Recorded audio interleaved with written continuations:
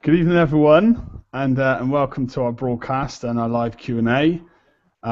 Thanks everyone for coming out, and it's great to be able to do this session and spend some time talking to the players. For anyone that doesn't know me, I'm Liam99, and I'll be the community manager at Oceans of War. And next to me is the founder and the CEO of KonkaStudios, Steve Wishart. Hello.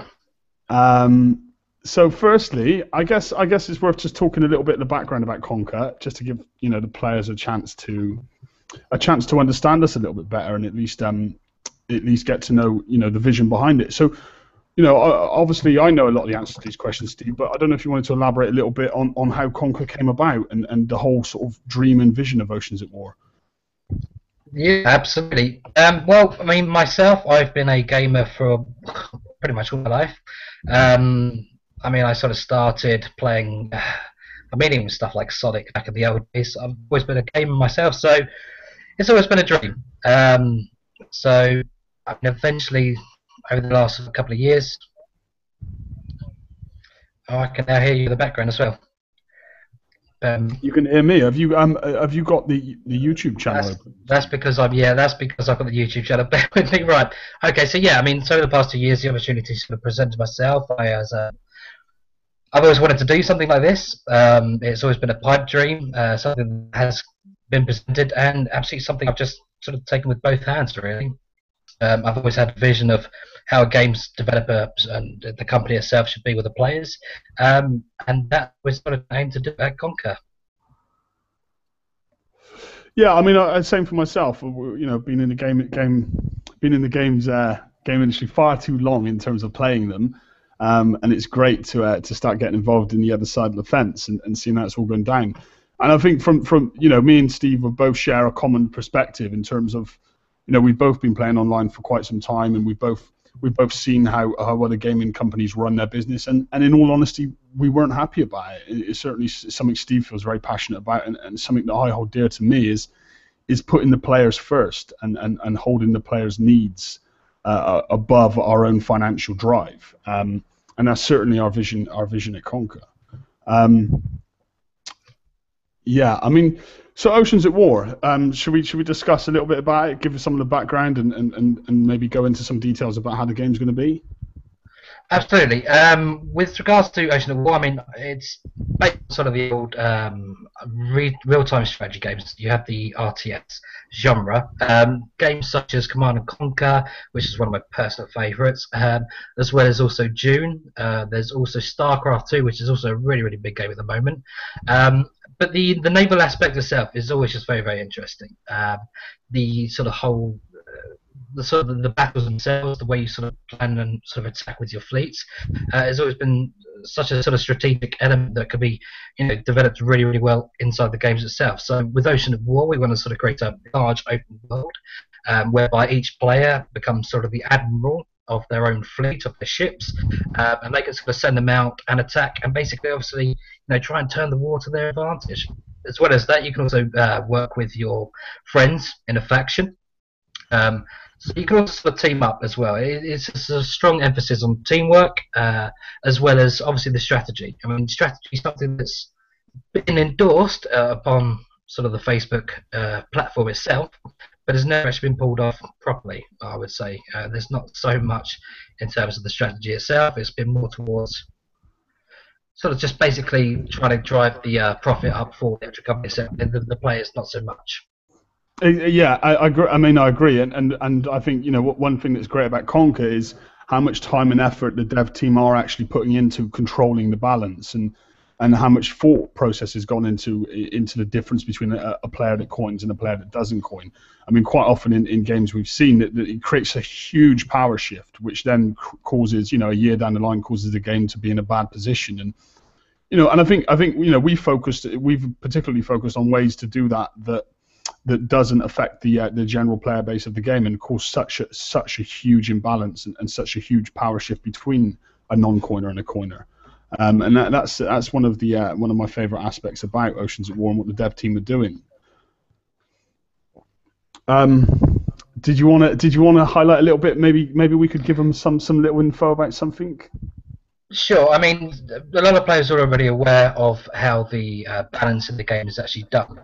one of the key things that we've learned from other Facebook games is that it's always been the case whereby if someone's spending a lot of money, they sort of sit on top of the person who just cannot spend any money.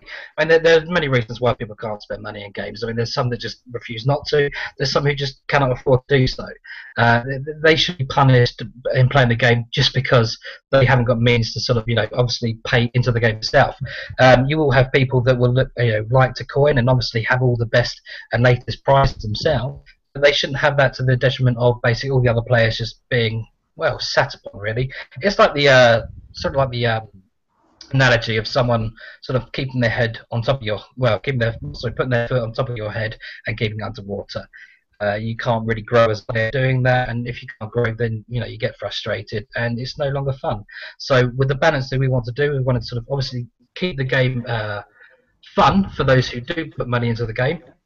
But there's also a strong fun element as well for the players who can't. When you comes to hitting bases, for example, we'll have it so that the actual fleet of the ships in the fleet will have their own level. This would be the attack level. And when they go up against the base's defences and how the base is set out, and also the experience of obviously how well the base is done before, that would all add to the defence system of the base. So when you have one player coming along, want to hit another player, they will need to do so with a even kill in the terms of the fleet levels. This basically just means that every single battle will be a bit of a challenge. So I mean, there's going to be sort of equal size. I mean, a lot of strategy as well. I mean, when you come with regards to game balance of new prizes, you'll have prizes that will be say 5 to 10% stronger than the normal researchable ships that you will have in the game. So when you have someone who starts off with having a new ship and going up against your old researchable ship, which apparently is not so good in other games, what happens is that they absolutely have the better of you in every aspect, and it can be done without any skill involved whatsoever.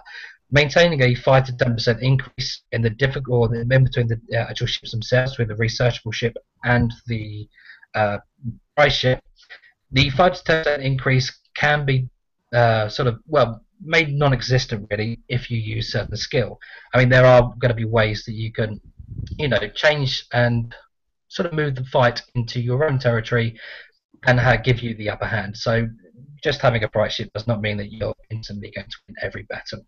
When it comes to bases, the stronger the ship is, obviously the stronger the base are that you're only allowed to hit. So they should be even out quite fairly. When it comes to the ocean, however, it's still absolutely all against all. It's a dangerous place down the ocean. And that's another great point is the fact that if someone does, for example, choose to coin themselves, an amazing fleet and an amazing setup, they can't just go and mow over the person that hasn't, because that fleet will contain a level and that base will contain a level and they have to hit in that bracket. Therefore, regardless of whether they coined or not, they're not going to mow down the players that don't. And that I think adds a key element to the balance, which is a really exciting feature. And another thing I think, if you don't mind me highlighting, Steve, is the fact that the holes themselves carry experience points and level up in terms of what was the level plan you laid down for them? Was it? Do you want to go into detail a little bit on that? Sure. Something both myself and Liam will rarely admit is we both used to play Pokemon. The idea yes. Well, I'll stop there, mate. But basically, the whole sort of idea is that as you start off with a small ship, and you're about to evolve it over time. Each ship will have 10 evolution levels, obviously a bit more than the customary 3 evolution levels in Pokemon. But you can evolve your ship from a small a small patrol ship, for example, and it have 10 levels or 10 evolution levels, which will allow it to grow and get bigger and obviously get stronger. There'll be certain advantages, such as the actual hull itself will get stronger with the armor. There'll be stronger sort of range as well, so you'll have a higher range to shoot from. And when you get to the very, very top level, you'll actually reach what is currently known as a legendary ship. The legendary ship is usually level 100, which is the 10th and final evolution level.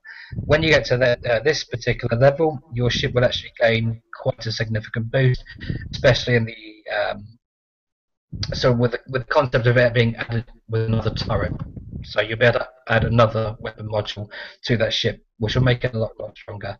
So the Ocean War game itself will actually focus a lot on sort of your ships, the ships we want to in the game we want to represent you as a player. So as you sort of play on the game, we want you to feel sort of a strong connection with your ship, which is why we've allowed custom colouring, so you can colour the ship any colour you wish. You can also, sort of work on that ship itself, and so it take you a good sort of, 3 to 4 months perhaps, just to sort of get a ship up to those high levels. And not only that, but once you've got a researchable ship up to a high enough level, say you've got it to level 75, when a new prize ship comes out, it will win. The level 75 ship should beat it if it's in the same class, for example the same frigate or it's a destroyer class ship, then it will beat it every time because it's 70 levels above it. So even getting the prize holds do not mean instant win at all. Yeah, and I think that that's such a key focus, such a key point to the game, is the fact that because these ships are going to be gaining in power every 10 levels, because these ships are going to be evolving and growing. That say for example we did host an event and we did host a new prize hull. It's not going to be the strongest hull in the game because you're going to have a ship that you've been working with for the past 4 months that's going to be stronger than that ship, and it's then going to take you a while to work on that new ship to bring it up to that strength. So it's not like your hulls, you're going to gain a sense of attachment to them. Your in-game items and your fleets, you're going to feel attached to them because you've worked with them, you've raised them, you've evolved them, you've grown them. And when something new comes out, yeah, it's cool, it's new, and when it's ranked up, it's going to be cool too. But it's not going to make your existing items and ships obsolete. And I think that, in terms of Oceans at War, is absolutely fantastic, and it's going to be one of our greatest features in the game. I'm really excited about that. Is there anything else you wanted to go into, Steve, in regards to the game? Oh, in terms of that, with regards to the ship evolution, probably not. I mean, what I can tell you is, in other games, for example, there'll be a key focus on gaining resources. Absolutely, you will need resources to build the productions inside your base. There will be 3 main productions that you can, or 3 main resources that you can try and find out on the ocean. There will be ore, which will be your sort of metallic minerals. There'll also be food, which will probably mainly be fish, to be fair, in a all water world. And there will also be energy. This will sort of come from solar energy, for example. So it'll always be sort of minerals for the metal, the food for the workers who are building, producing all the sort of new buildings and all the new pieces to add to your ship, and obviously all the energy to make everything tick over. So those will be the 3 energies, or the 3 resources, sorry, that you'll be looking for. But also within the game itself, a lot of it will also come down to leveling up your ships. That would be one of the key differences to many other sort of games, is that the actual ships will sort of rely on the leveling up aspect. So whilst, for example, in this game, for example, in Oceans of War, there would be sort of a very, very strong asset once you'll have sort of weekends that will give you twice as much experience. So obviously, when most people have got the sort of time off on the weekends, it's sort of usually the highest time when people start playing these games. So over the weekends, there'd be a double XP boost. So during that weekend, everything you hit, you get twice as much XP, and obviously the XP goes towards leveling and ranking up your ships. And also during sort of events, which will come on later on down the game line, there would also be more rewards as well. So a lot of the actual game itself will sort of be geared towards, sort of with your fleets themselves, it will be geared towards leveling up those ships. Obviously, the stronger the ship has with its experience level, the stronger the ship becomes. Yeah, and I mean it's a key focal point to the balance as well. So obviously the dev team is putting a lot of time and thought into it. We were actually trying to get one of the developers on the show tonight, but unfortunately, due to different time zones and stuff, we couldn't actually secure one on. But Steve's done a great job there of going into it. Did you have a few pictures you wanted to go through, Steve, as well? I mean, we could roll into some Q&A, or did you want to screen share some sneak pics? I think we'll go with some Q&A now, and I'll sort of go through some of the pictures later on to hold them back at the end. keep Yeah, everyone watching. I mean, there is I think there is a little time lag between us and the chat. So if I'm not sure if if I think there's like an 8 second delay between us and the chat we're using. But if you guys want to ask some questions, now is question time. Try not to overspam the chat and just give us one at a time. But I'll keep an eye on the chat now and see what comes up. We have Skylar Play who's asking who's actually building the game. We are, Skylar. We're KonkaStudios. We were founded in August 2013. We've been working on this now for the last few months. But it's ourselves who are making the game. Yeah. The monkeys want pictures. And obviously we're very, very passionate about it. I mean, we're gamers who've been playing games for many years, and we're so passionate that we're wanting to bring to you the best possible gaming experience we can. We've got to have one from Talingua. There won't be any gameplay videos tonight, I'm sorry to say. We did try, but it's still just not ready. We'll be looking at that hopefully next weekend for the next show. Yeah, I mean, we wanted to, but obviously we don't want to show you an incomplete product, and we are going to do another show next week where we will hopefully have a finished gameplay product video to show you. Okay, who is doing the dev? Skylar Play, no. Who is doing the dev? But that's part of our team. We have currently 4 developers. However, we've just contacted some more to sort of join on board. So we've increased it, but I mean, there's a huge team that I'm currently liaising with, but they're all part of Konka. And we've got some. I mean, the guys that we've got in the dev team are absolutely brilliant. Some real smart guys and some really ingenious ideas. I can see a question there from Blood Flood. In-game coins, or what's it going to be called? I guess he's regarding the in-game currency. What is it going to be called in-game? It's going to be called credits with a K. Just to point out the K for the Konka. Konka credits. Konka credits. But I can't reveal them. And then we've got a question there from Night Eyes. Now, are you going to have special events like BP, and how often, if so? I guess he means like monthly raids and. I believe so. We will be having events. We've had a little down the line. Obviously, want to first get everyone in and make sure they're obviously comfortable playing the game, as well as give them time to sort of level up their ships and also play the game itself and just get used to it. So we're probably looking at the beginning of next year, 2015 January. What will happen is there will be a monthly event. What will happen is the actual event itself will be like a shop. Once you sort of accumulate points, you'll be able to spend them on a variety of different hulls and prize ships, as well as you can sort of just basically pick and choose what you'd like to buy. We'll also be doing it so that when you finish an event, any leftover raid points that you have will carry them to the next raid, so you won't lose them. And there's a good so I guess that also covers another question now. How often will raids occur? We've got a question from Mixter BP. Is the name there? Can you choose to evolve the ships, or do they just evolve automatically? Okay, I'll just touch on the last raid one quickly. They will be monthly, however, there won't be sort of an increase in the hulls. With regards to the evolution of the ships, once these ships have reached sort of the next evolution point, they'll need to sort of just go for a small upgrade. Depending on the level, it can sort of range between sort of 1 to 3 or 4 days. But once they obviously come flying out the trap, then you'll be able to sort of start them on the next level. But yeah, you would. I mean, they would sort of peak, and it's up to you to obviously, evolve them themselves. And of course, we're talking about making your ship stronger. So you would probably, you'd want to evolve them anyway, wouldn't you? Yeah. I couldn't see a reason why you wouldn't want to. But as Steve said, it's an optional thing in upgrading. We've got another question there. Is there going to be a limit in how many people you can have in a faction? At the moment, no, we don't have any limits. A lot of the gameplay will actually centre around factions themselves. I mean, there will be players who want to play on their own. That's absolutely fine. They can just sort of, from sector to sector, making new friends.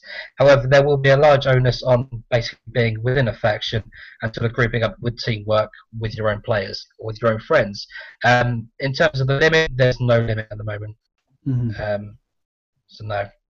Okay, that's that one. And we've got another question now from Dragon Slayer 97. When is the release day? Well, I'll let The you release go on that. date, yeah, the release date. We want to obviously have something. Once we sort of know a confirmed release date, then we can release it and set it in stone. At the moment, we're looking and aiming for the end of September. Okay. About how big will the game on our about how big will the game be on our computers? I guess he means what type of level, what quality Yeah. of computer you're going to need to run it. We've been working with a very, very low end spec laptop, which I think is about 6 years old, saying that. At the moment, we're sort of gearing the game to basically run on that.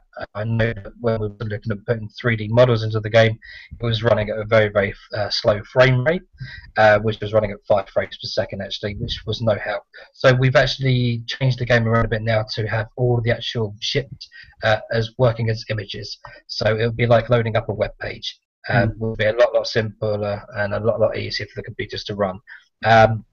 In terms of the first download, you might have to sort of spend about it's going to be a sort of a 5 to 10 megabyte download at the beginning with the first time you play it, possibly a bit more.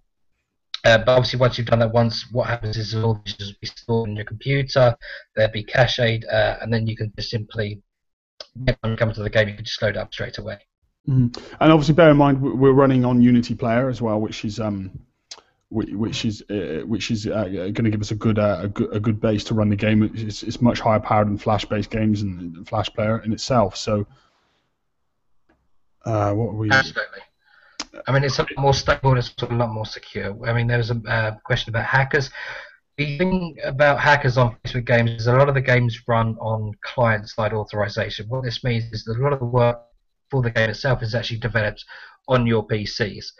When you change those values on your PCs and upload them, you literally only need to change a few lines of code to trick the server on the game developer's end to accept what you're putting in. So they are, it all tends to word really, they're quite easy to hack. Sadly, with regards to Ocean of War will be based on the server side. What this means is if you try to change anything on your PC and then try to upload it and try to fool the server into accepting it, the server will see you coming a mile off and simply refuse connection. So hackers will be very, very limited.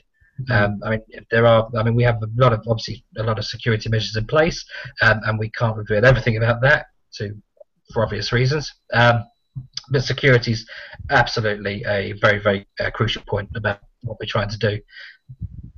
Okay, I've got another one here. What is the in-game value per dollar? 10 Konka per etc. I guess they mean for the $1 USD. What is the conversion rate to Konka credits? Sure. That's something we haven't actually confirmed yet. That's something I still actually need to talk to a couple of the team about. But I think if I could tentatively say what we're looking at really is you're probably looking at about $10 for 1,000 credits. Each credit will work out to 1 cent, and you're looking at around about 5 cents really, just to sort of speed up the hour. Mm-hmm. Yeah, so that's sorry, speed up to 30 minutes. Sorry. How many Okay, someone's Dragon Slayer 97 has asked how many researchable holes would there be. I guess he means how many. I don't know how. I guess we can't answer how many there's going to be long-term end game, but at least maybe we could give some insight onto how many we're going to try and launch with. I believe with the researchable holes there are currently, I think there's 18 for the faction that you start out with, which is the Aquanauts.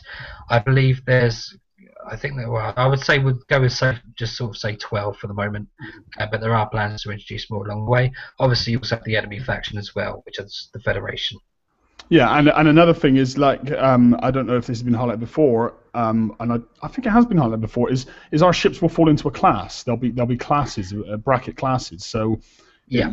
Like destroyer class or etc. etc. So yeah, so 18 holes may sound like a lot initially, but there's actually a set amount of holes per class, and they're needed without giving away too much information. Exactly. We have several classes. I'm going to try and remember them all now. This will be a question for Lyndon. There is the patrol class, which is your sort of starter class. sort of small boats with small number of weapons, usually 1 to 2 weapons on them. You'll also have I think it's the corvette class after that. Then it's the frigate class, then the destroyer class, followed by the cruiser class, and then you go straight up to the battleship class. Obviously, the range from sort of the whole value of the armor itself, as well as the health, as well as the number of guns that they can carry. Okay. I've got a question here from, I'm not sure if I'm pronouncing the name right, Terlingua, something like that. Terlingua. Yeah. They're saying that they have a slow internet speed, and at best they're getting 2 megabytes per second. Is that going to be enough to play the game properly?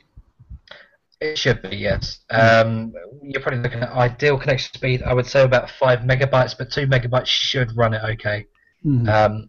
I mean, what the internet is basically doing is it's just sending and receiving packets of real-time information, so it just keeps you in the loop as to where everyone else is placed on that screen that you're staring at. They won't handle the graphics or the images because they'll all be sort of locally stored on your PC. So the internet connection is just for the information that you need. I mean, it's not much information that be sent. So okay. Dread Monkey has put a question forward. Will there be blueprints players can find and create new items? We're looking into the idea of having something as a collectible out on the ocean that you can obviously pick up and research sort of new ship weapons or sort of new armors. It's not something we can confirm just yet, but it is something we are looking at. Absolutely. Okay, there's a question regarding hackers, but I do think that we've kind of already answered that in terms of how the game will hold up against hackers. So I'll just so Sodden Angle. If you scroll back in the video, you'll see that we did cover hackers already. Is there a physical difference in evolution? Yes. Yeah, there it is. Yes, we did cover that also, didn't we? Yeah, the ship will change appearance, if only slightly. Now, I guess there's a question regarding how many ships you're actually able to have. Someone's asking a question, will you be able to have unlimited hulls? And I think, it's common sense that you won't be able to have unlimited hulls, but I don't know if you wanted to go into detail a little bit on numbers. That's another one for Lyndon, really. I know that there was a number that was thrown about. I can't remember it right now, but it's something we can certainly discuss next week for sure. Mm-hmm. Okay, someone else has asked, when your dock is down, can you still have access to your fleets and repair them? I don't think we've delved into that side of things, have we yet? No, when building's down, I mean, you won't be able to obviously use the building's functions. However, I mean, you'll be glad to hear that the repair times will be significantly lower than other games. Okay. Oromus, I'm not sure if I pronounced that correct. Apologies if I haven't. Will players be able to travel and attack all players, or will players be separated into areas with limited numbers of players per sector? There will be a limited number of players per sector, yes. That will actually relate to quite a key feature of the game that we're not going to reveal just yet. But what I can reveal in terms of the ship fights, how they will work is they will actually scale upwards. So this means that when you have one player engage another player, a player from one of those two opponents' faction can join in. So you'll have 2 against 1. When it comes, when it gets to that point, the other opponent, who's now faced with 2 enemies, he can actually have one of their sort of faction members to come and jump as well. Now, when you have 2v2, that means a third person from one of the sides can jump in. This way, it scales upwards, obviously to avoid 10 people running against one person, because obviously that one person's going to have no chance. But obviously, as the battles continue, you will see a lot of battles sort of just turn into epic wars, basically. I mean, it could quite literally go up to, say, 20v20 players. Okay, that sounds pretty awesome. Okay, we've got a question here, and I'm not sure if we can answer this yet, because obviously new ships will be introduced to the game as the game is continually growing. But someone's put a question forward saying, what will the longest ship build time be? At the moment, we're looking for I think it's 12 days or 14 days. Don't quote me on that just yet. I need to confirm with Lyndon and the team. Yes, I mean in terms of that's taken into account of building the ship. That's the highest class ship, which will be a battleship.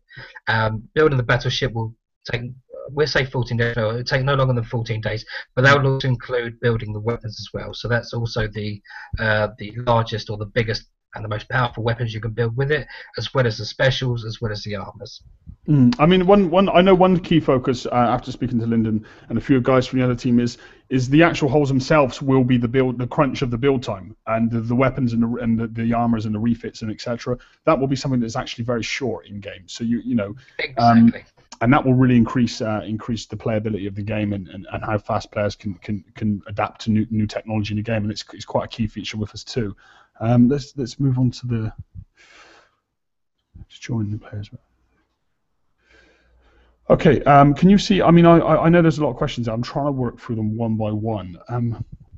Will we be able to join other players' battles in our faction, as in joining them to help kill the enemy? So, say for example, there's a one-on-one battle situation. This player's asking, will he be able to come in to the battle and join in to help his alliance member?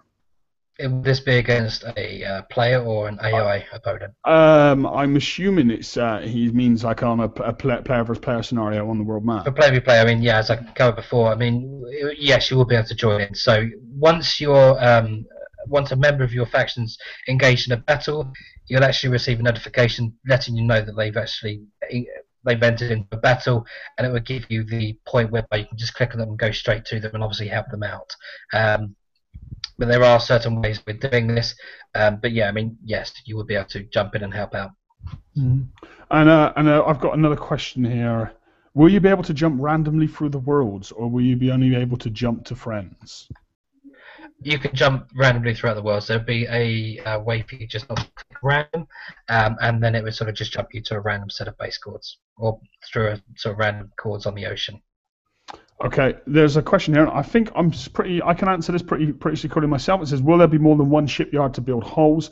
I'm not sure that we've gone with the name of shipyard yet, but we will be having a refit dock and a build dock. So you'll be able to build a ship, and you'll be able to refit a ship in conjunction in two separate buildings. That's pretty spot on, isn't there, Steve? Yeah, there'll only be one building to actually build the ship hulls themselves. But you also have the refit dock, which we've obviously released to the public, which will cover all the weapons themselves as well. So you can build the weapons whilst building the ship itself. Okay, there's a guy asking. Right, in Oceans at War, I believe we just answered this, but I'll just read it out. In Oceans at War, will there be an option of moving near a friend member or of a faction, or anywhere on the available world map by typing in the coordinates to that location? Correct. Yes. Right. So we've gone through that. If your fleet is heavily damaged, can you still engage in battle? Yes. I mean, this sort of probably come to talk about zombie ships. How it will work is we will actually have obviously the less health the actual ship has, the less damage it will do. I mean, there'll be, for example, if the ship's only got, say, sort of 10% health, it could sort of be firing about 50% of its normal capacity. So there will be a large penalty for actually just driving a ship around with next to no health. This would also apply to subs. So if subs are quite knackered, shall we say, they won't have the full extent of damage that they can output to an enemy. And I do remember having a chat with Lyndon regarding. We had a chat last week regarding the whole zombie hull issue, and he was talking about possibly trying to put in a clause in your dock that when you dock a ship, it has to have a minimum of 20% health before you can relaunch. So I believe he said something like that. I'd have to clarify. Yeah, I mean, it's something we'd have to go through during alpha testing and sort of see what works best for the players. Will it be sectors, or will it be a whole world environment? There'll be different areas. I mean, there'll be a few sort of sizes you can sort of go through, but effectively you can travel from one side of the world to the other. So you won't need to sort of you won't be limited to a set number of game worlds. You'll be limited. Well, you'll basically be able to see the whole game itself. So you can jump from one end completely to the other end. Okay, there was a couple of questions there that we have already covered, so I'll go forward on them. There's quite a good question here from Dark Nemesis 42. At some point, will there be some sort of cooperative faction objectives making being in an alliance relevant? Yes, and there'll be a huge key part in the game for that, which will reveal shortly. That will be over the next couple of weeks. Okay, so stay in your seat for that one. Okay. Let's have a look. I live in Australia. How would a lag be handled game end?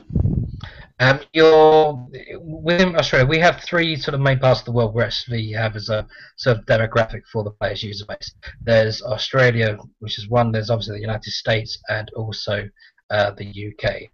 What we'll be doing is we'll actually be working the game on several servers dotted all around the world, and they'll obviously be connected through large connection ports. But you'll basically be connected to a local data center, so it'll be minimal.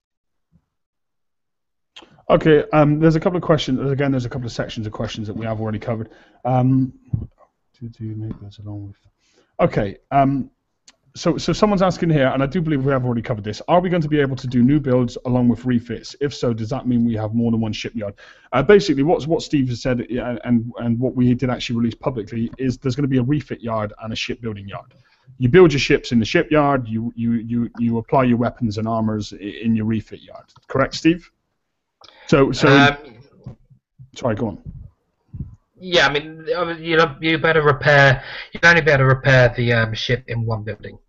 No, the weapons. No, I think what he's asking is there going to be like two places to build ships, and I know we did clarify it. No, I mean you better build ships and weapons in one building, and then you better build all the weapons and the specials as well as the armor all in a separate building. So what you'd effectively really want to do in this is to build basically the core parts of the ship, which is simply just the hull and the engine in the shipyard, and then obviously you will want to sort of build, whilst that's building, you'll be able to build the weapons and the other parts to put on the ship itself in the other refit dock. So there'll be two separate buildings, one's for the ship, one's for weapons and the armor and everything else and the specials. And then it's just simply a case of sort of just driving the ship into the refit dock and bolting all of them on. Awesome.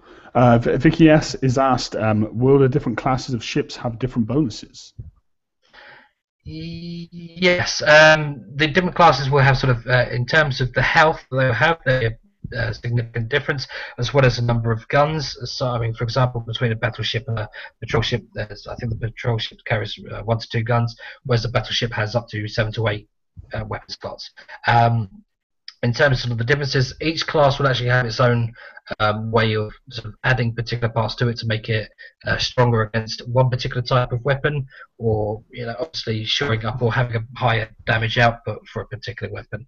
So you can sort of effectively make them any way you want, really. Okay, and the question from Ladist, I think I can answer that one safely.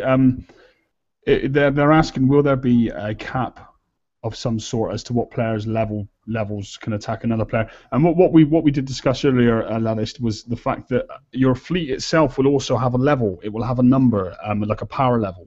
Say, for example, your fleet level is power, it's level 50. And you want to attack a player's base as level 40, and you won't be able to because you'll be in a cap of say plus 5, -5. We haven't actually finalised that number yet, but so basically, if someone's come along that's much more powerful than you and has bought themselves a really big fleet, they won't be able to just come and run you over with it because they'll be capped in a level. Okay, that's how many submarines will we start with? If someone's asking in terms of how many we're launching with.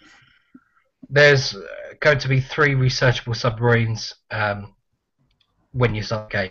So you'll be able to sort of obviously progress through the story and progress through the actual game itself.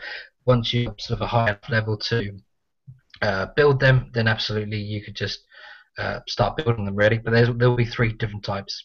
Okay, Danny9753 has asked, will there be, what kind of computer AI will they be fighting against, or will it just be players versus players? There will be computer AI. We have 2 different types. There'll be an easy and there'll be a difficulty, or an easy and a difficult one. One of them will incur no damage to your ships, but there won't be much resources available within those AI cargo ships themselves. Whereas there will be a sort of a stronger or harder AI that you're going to fight will carry a lot more resources, but you'll possibly take damage unless you really have your strategy pinned down. Okay, I think what we'll do. I mean, obviously we've been putting Steve in the hot seat now for the last 30 minutes. I think if I pick out a couple more questions, and then guys, I think what we'll do is we'll cut to some pictures and have a little bit more of a chat, because obviously, you know, there's only so much questions we can go through. But if there is questions that you haven't had answered that you feel you would like answered, also, you know, feel welcome to PM myself or PM Steve, or even put a post up in our page, and we can discuss it further there. So I'll just pick out a couple more that caught my eye.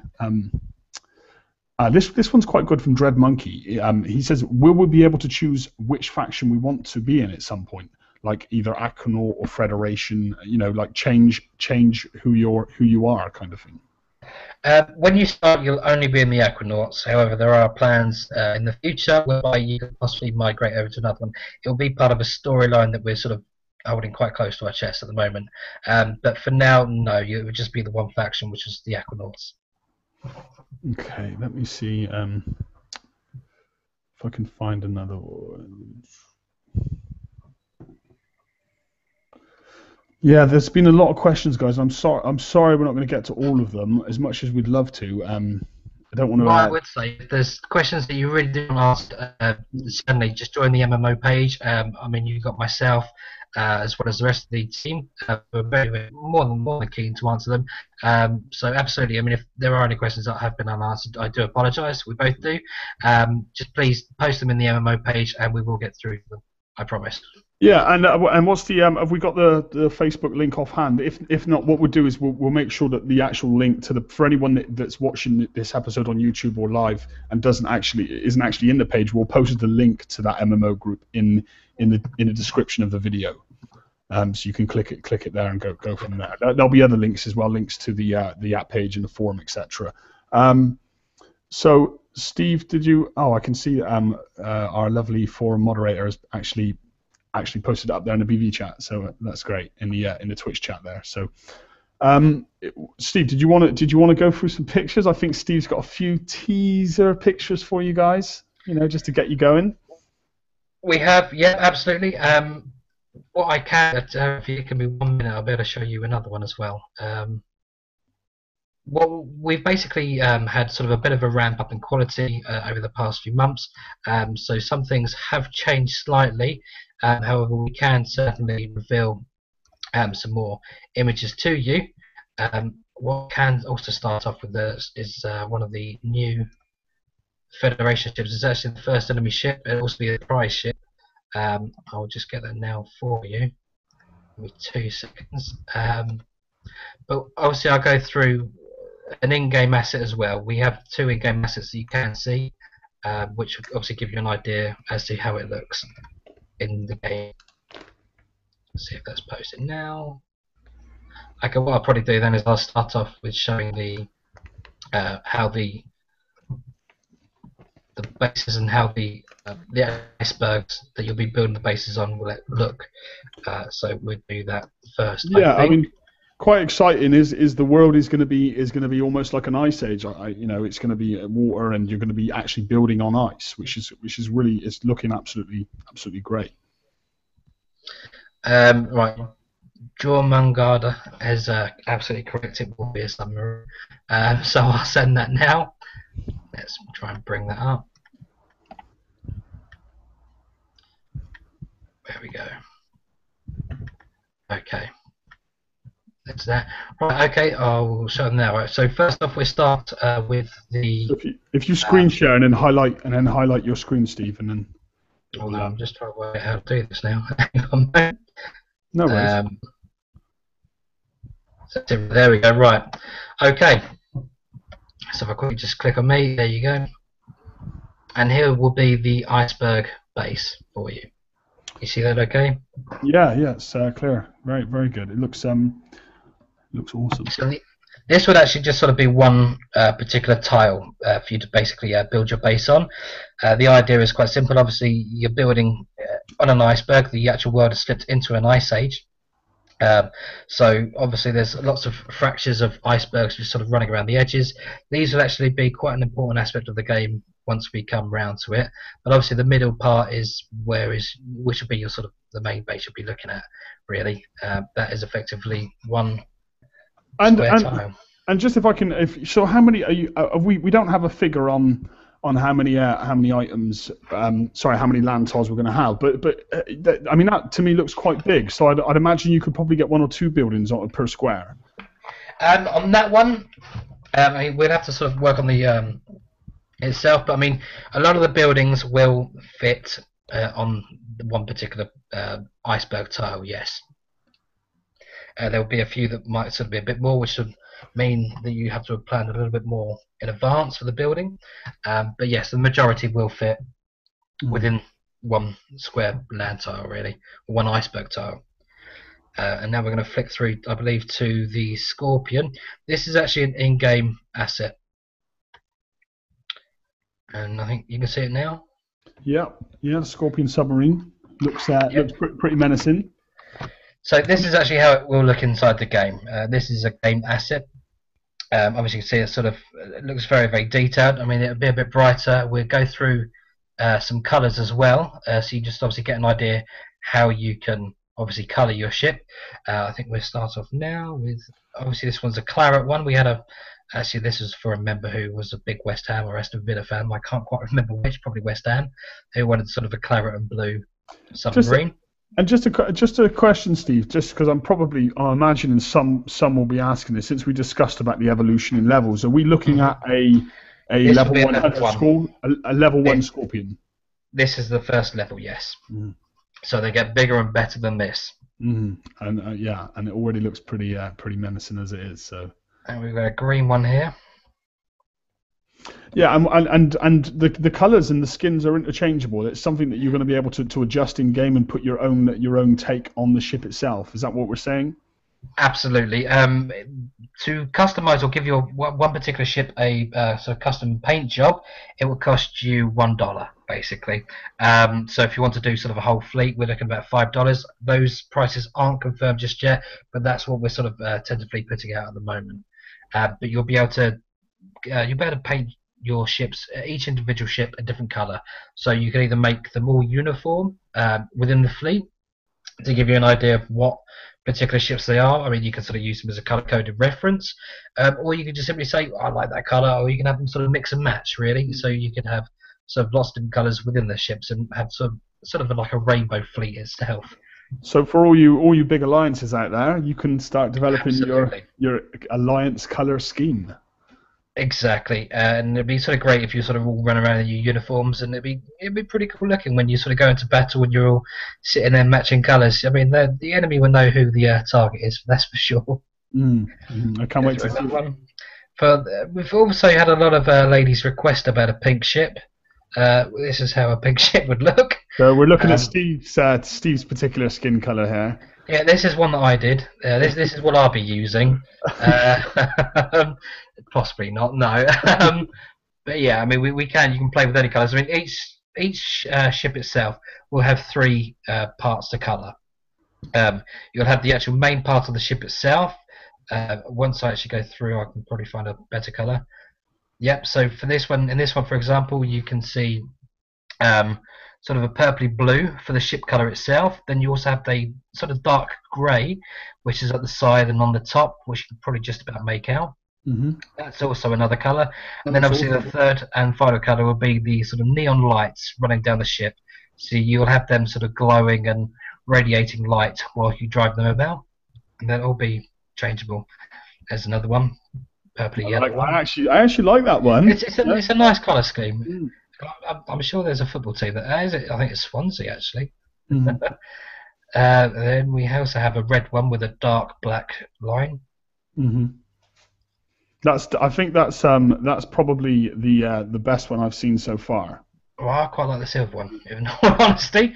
I think it looks very, very good. I mean, that's pretty much silver. I mean, you can go a little bit lighter, but that's sort of what you're looking for with obviously the red light. And it's amazing, isn't it? Just with the change of color, it looks like a completely different ship. It does. It Yeah. does. I mean, it takes some use to getting used to the shapes. I mean, a lot of them will have sort of recognisable shapes once you've been playing for long enough, so the colours won't put you off too much. You know, you won't understand or you won't be able to see which ship they are. I mean, you'll get a general feel for the shapes. Mhm. And then I think we move on to the first Federation ship, which we're about to launch as well, which we do at some point this afternoon or this evening rather after this Q&A session. So So this this is exclusive exclusive release for you guys. It's not actually been posted. absolutely. Yeah. Absolutely. This is basically we've already released the X-20 Dart, which is the Aquanaut's version of the scout ship. This will be the next one will be the Federation's version of the scout ship, which we've called the Hydra. And when we say Federation, Steve, we're talking about that's the computer AI. That's going to be Yes. that's going to be one of the people you're fighting in game. Correct. Wow, that looks very impressive. So this will be like the Dart. It has no weapons. It'll just be a bit faster than the Dart itself, and a bit more sneaky. So for anyone who wants to sort of run around and sort of do cloak and dagger sort of operations, these will be the ships you want to be using. The Hydra itself is a hydrofoil, which is a sort of a type of hull itself that sits on skis. Basically, the way that it does that in the sort of naval world is it obviously just generates a lot faster speed for the ship itself. Yeah, and I think that's another key point and a great aspect of Oceans at War and our development is a lot of our hulls. There's actually been some real thought that's gone into where they would sit in the real world. You know, they've come from real ideas and real ships, and you know they've come from they've actually come from a realistic aspect as opposed to just being randomly created. You know. Absolutely. Yeah, there's been a lot of talk as well as a lot of research. I mean, we have sort of the game design team who are huge naval buffs. I don't think they mind me sort of admitting that. But yeah, they certainly had their say in it, as well as with the naming. But yeah, they enjoy that. Mm-hmm. Okay, well, I mean that just about wraps it up. You know, is there anything else you wanted to add in there, Steve? I think that's it for now. Obviously, we'll be here next week as well. We should have more to reveal, as well as hopefully a first look at some gameplay. Yeah, and you know, I mean, thank you guys that have come out and watched us tonight. You know, we're just trying to create a better rapport between the players and us. And thank you, Steve, for taking the time to sit down and let us grill you with the questions there. I know. My pleasure. It's not been that daunting, to be honest. Yeah, and as I say, the links to the pages it will be in the description, and you guys can come and talk to us anytime you want. We'll be coming back here next week with another video, and hopefully we will have a sneak peek at the game to show you all. So see you same time next week, and thanks for coming out. What I'd say before anyone goes is, hang on.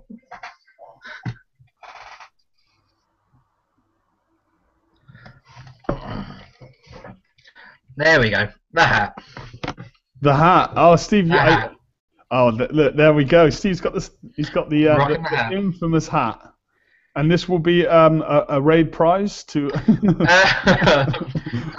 Yeah, for a bonfire. No, it's literally a hat I've only ever worn 3 times. So today's the 4th time. But as we obviously know, the hat has its own, has its own mind of its own, really. So it's we're pleased to have it join us today. The infamous hat will take a pinnacle point in the KonkaStudios office. Yeah, my head. Okay, well that's it then, guys. Thanks for coming out, and we'll see you all next week. Excellent. Thank you very much. If you you need to, I think you need to click the close